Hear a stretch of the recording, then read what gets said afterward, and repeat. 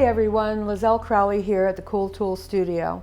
Today I'm going to show you a great way to make a keepsake pendant using a piece of old silverware.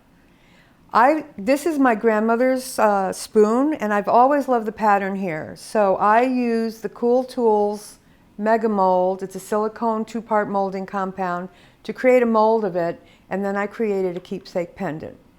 To do this project, you're going to need the two-part molding compound, the Mega Mold.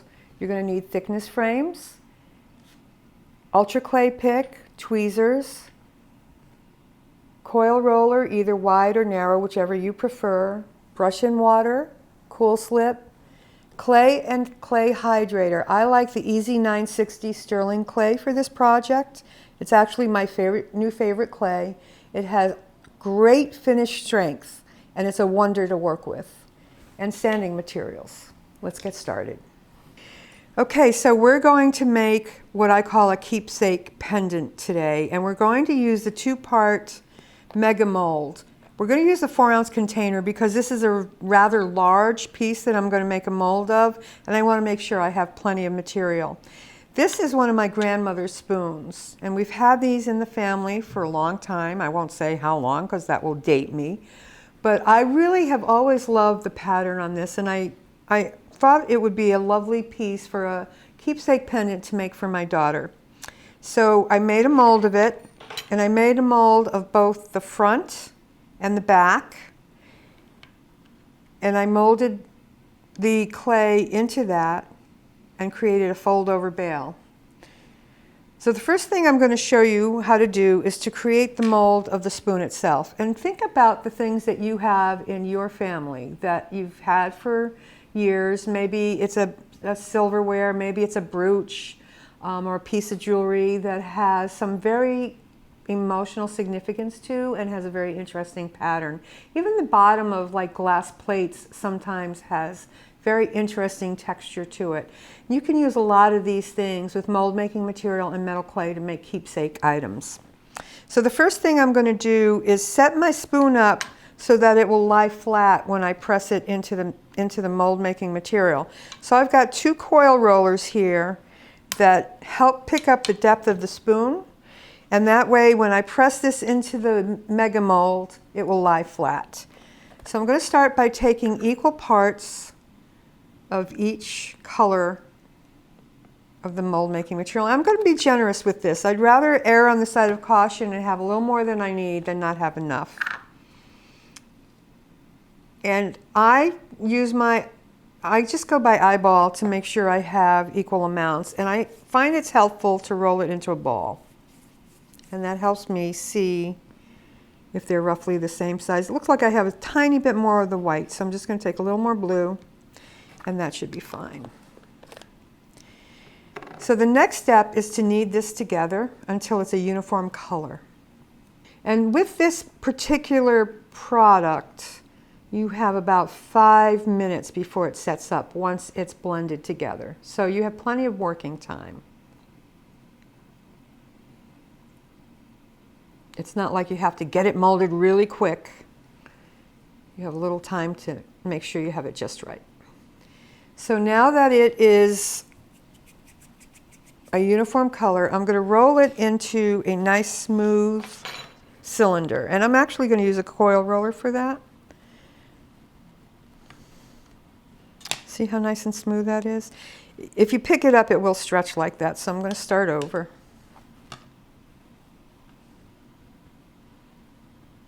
And I'm just going to slide it into place this time instead of trying to pick it up.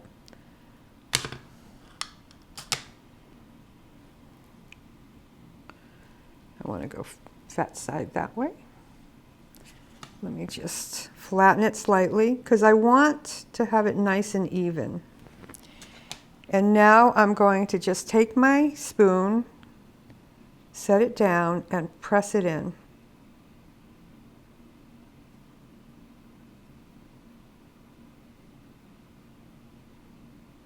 And I'm just going to leave that there for 5 minutes. So the piece has been drying for a few minutes, but before I unmold it, I want to make sure it's completely set. And the way that I can test it for setness is to stick my fingernail in it. If the fingernail leaves an impression, it means it's not quite set yet. And you can see the fingernail impression there. So I'm probably going to let it set for another minute. But if I were to put my fingernail in, oh, see, it's already changed. If I put my finger in now, it's not leaving an impression, so it's safe to unmold now. So I'm going to go ahead and unmold it. See how easily that came out? And there is my perfect replication of the spoon. I'll do the exact same thing on the back to create the back part, and then we'll use the metal clay to create the pendant. Okay, so I've got my two parts of the mold, the back and the front, and I'm going to start by rolling a fat coil of clay. This is the Easy 960, which works beautifully for just about any metal clay project you would think of. And I want to roll it long enough, of course, but also fat enough so that it can grab all the detail of the design. And notice how I'm tapering it because the piece is tapered. And now I'm going to, and because this is a silicone mold, you do not need to lubricate it. So I'm going to get that in there. And I'm going to start by just pressing with my coil roller first. And then I'm going to take the back piece, place it on.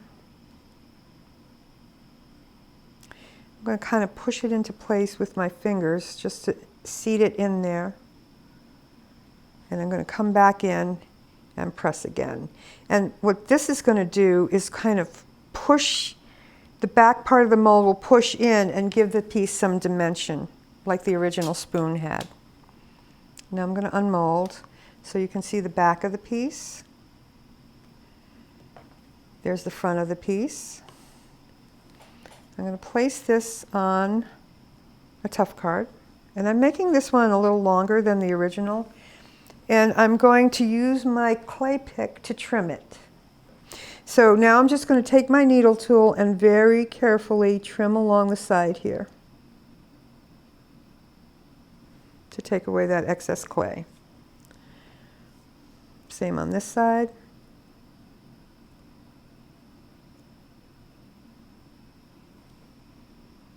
I'm not going to worry about it being perfect. I want it to look handmade. I might trim just a little bit more on this side.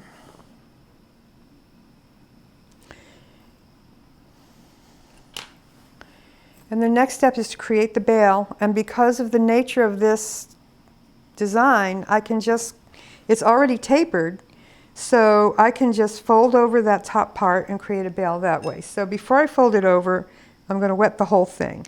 The reason I'm wetting the whole thing is I don't want any surface cracks on it. And I don't know how far down I'm going to roll, and so it's just easier to wet the whole thing. Just lightly wetting it is not going to impair the detail. If I were to wet it and press on it, that would, but not to just wet it. And I'm just going to fold the top over. And you can make the bail as big or small as you want. You might want a bigger bail if you're making a bigger piece because it might lay lower on the body, and therefore you might want a heavier chain. So you want to think about what kind of chain you're going to put it on or what kind of cord you're going to put it on. But you basically just fold it over, and then you can embellish however you'd like. You can put a stone there, you can put a little ball of clay there, you can put a little line of syringe there. You can just embellish however you'd like. On the original pendant, I have a little stone and a little bit of syringe. This one I think I'm going to leave plain and just let the spoon speak for itself. And that can be dried, sanded, fired, polished, and patinaed, and then you'll have a lovely keepsake pendant. My grandmother's name was Rose, and there's a little rose on this, so this is a really wonderful keepsake for me of my grandmother, and I'll pass this down to my daughter and to her children. It's a wonderful way to retain family memories using metal clay. Visit our Learning Center at cooltools.us for more cool jewelry making videos. Subscribe to our YouTube channel, like us on Facebook, follow us on Twitter, and be sure to sign up for our email list to be the first to hear about new videos, new products, and other cool stuff from Cool Tools.